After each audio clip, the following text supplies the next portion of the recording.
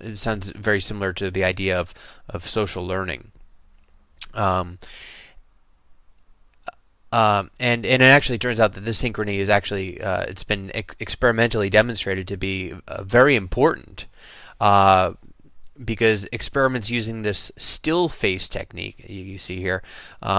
This is an experimental practice in which an adult keeps his or her face unmoving and expressionless in face-to-face interactions with an infant, and babies are very upset by the still face and show signs of stress. Um, a parent's responsiveness to an infant aids psychological and biological development, and infants' brains seem to really need this social interaction in order to develop to their fullest.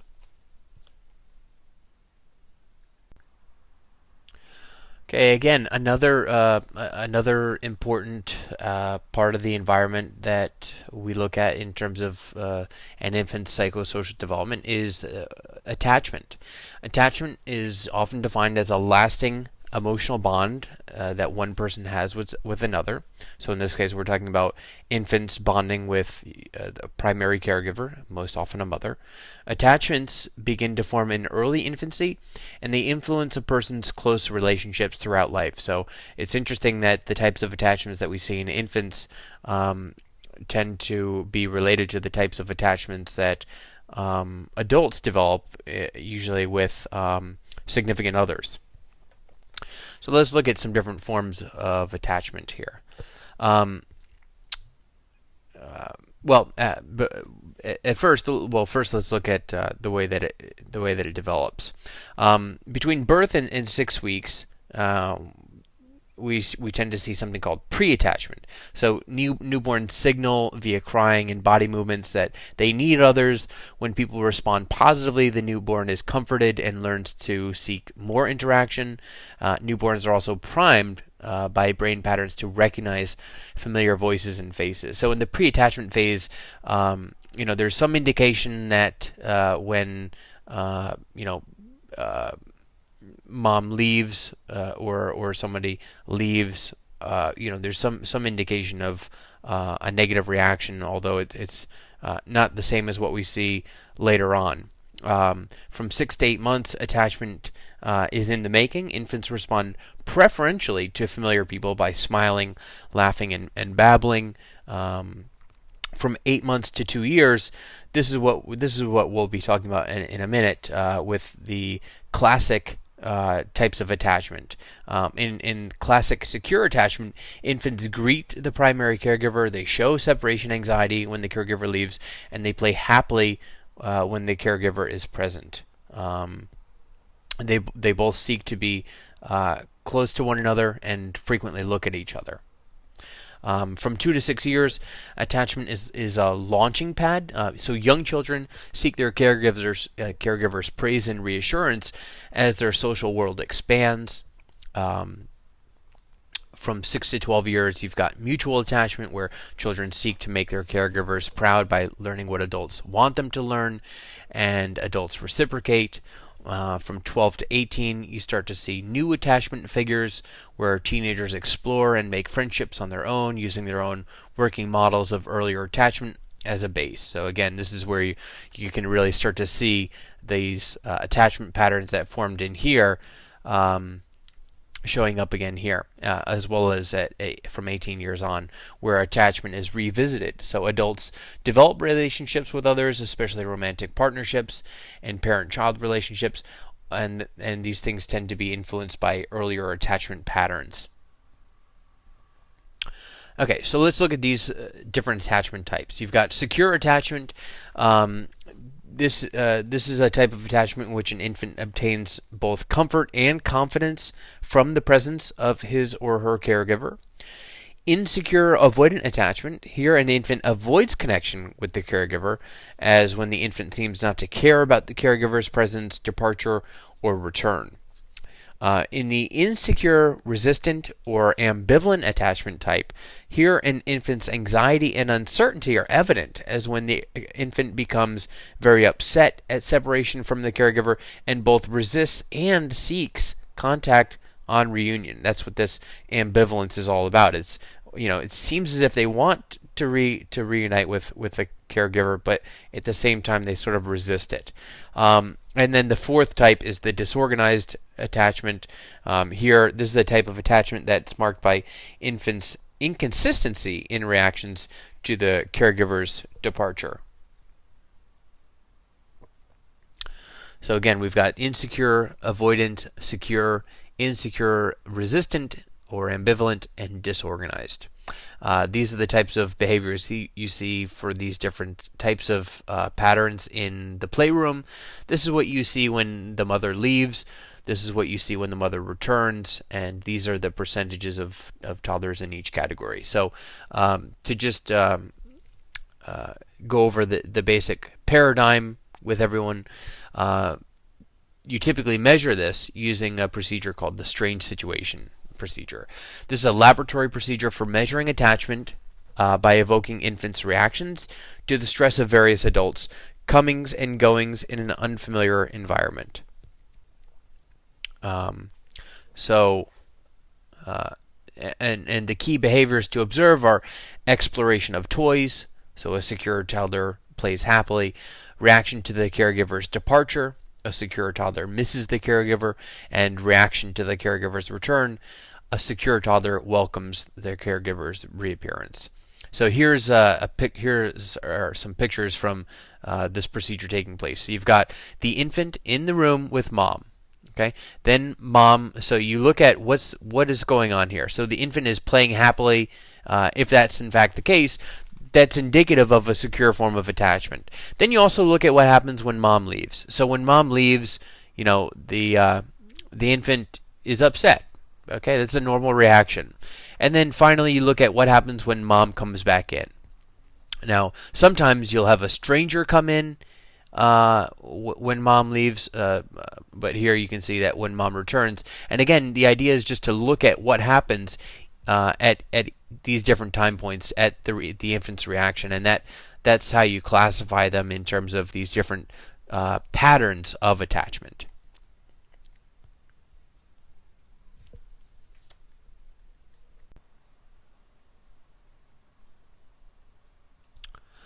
So in terms of predicting the different types of attachment that you're going to see, sometimes instead of looking at the 4 different types together, attachment is broken into either secure or insecure. So secure would be type B on that slide a few back, whereas insecure would be either A, C, or D. So a secure attachment, type B, is more likely if a parent is usually sensitive and responsive to the infant's needs, if the infant-parent relationship is high in synchrony, if the infant's temperament is easy. So again, here we see that it's not all about the parent. Sometimes it has a lot to do with the infant themselves as well. The parents are not stressed about income or other children or their marriage, and the parents have a working model of secure attachment to their own parents. So again, here this is their own attachment type from perhaps 20 to 30 years ago, showing itself back up in terms of their own children. Insecure attachment is more likely if a parent mistreats a child. So neglect increases type A, abuse increases types C and D. If the mother is mentally ill, paranoia being associated a lot of times with schizophrenia, is associated with type D.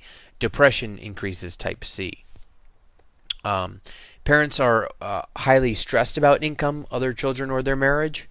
Parents are intrusive and controlling. Parents are active alcoholics, or if the child's temperament is difficult, or even if it's slow to warm up. If it's difficult, this tends to relate to type C. Slow to warm up tends to be related to type A attachment. So we see that, again, going back to the idea of social learning here, we also see social referencing. This is seeking information about how to react to an unfamiliar or an ambiguous object or event by observing someone else's expressions and reactions. that other person becomes a social reference. And mothers use a variety of expressions, vocalizations, and gestures to convey social information to their infants. Again, I can picture very vividly times when my nephew would fall, and he would look up at mom, and whatever mom's reaction was, that was going to determine what his reaction was. So if mom said, "Oh, you're okay," and she laughed, he was fine and he would keep playing. But if mom showed the slightest sign of concern, that was a guarantee that he was going to start crying. That's social referencing. We've been talking a lot about mothers, not so much about fathers at this point, but fathers, they usually do spend less time with infants than mothers, and are typically less involved. And some of the reasons have to do with fathers' own ideas of what constitutes appropriate male behavior, and other times mothers often limit fathers' interaction with their children. The quality of marital relationship is the best predictor of the type of involvement that you're going to see in father. Happier husbands tend to be more involved fathers. When we look at some different research findings that have come out, when you look at the effects of mothers and fathers, you find that teenagers are less likely to lash out at friends and authorities if they experienced a warm, responsive relationship with their fathers as infants.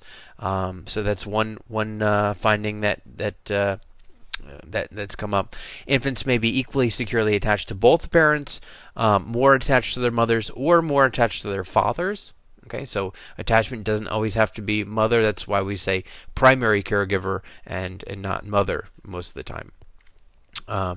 Close father-infant relationships can teach infants, especially boys, appropriate expressions of emotion. Close relationships with their infants reduces fathers' risk of depression. Mothers tend to engage in more caregiving and comforting, and fathers tend to engage in more high-intensity, rough-and-tumble types of play. And when toddlers are about to explore, they often seek their father's approval, expecting fun from their fathers and comfort from their mothers.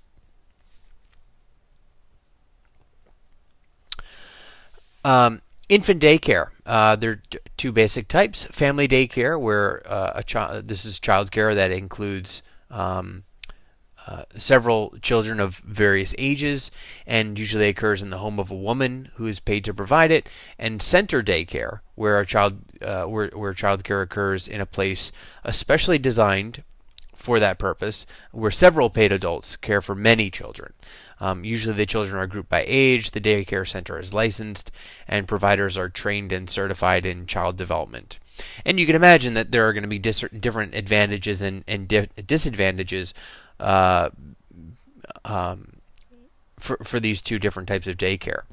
But what you generally want to look for in terms of high quality daycare are that there's adequate attention for each infant. So this, of course, means a low caregiver to infant ratio. Okay, the lower that ratio is, the more individual care one infant can get from a caregiver. Encouragement of language and sensory motor development. So infants should receive extensive language exposure through games, songs, conversations, etc. Attention to health and safety. Good signs are cleanliness routines such as hand washing, accident prevention, so you don't want to see any small objects that could be swallowed, and safe areas to explore such as a padded area. Well-trained professional caregivers. Ideally, every caregiver should have a degree or certificate in early childhood education. The more they understand about infant development and child development, the better they'll be to make sure that the needs of those particular aged children are being met. And warm and responsive caregivers. So providers should engage with children in problem solving and discussions rather than giving instructions. And in terms of the effects of daycare, the impact of non-maternal care really depends on many factors.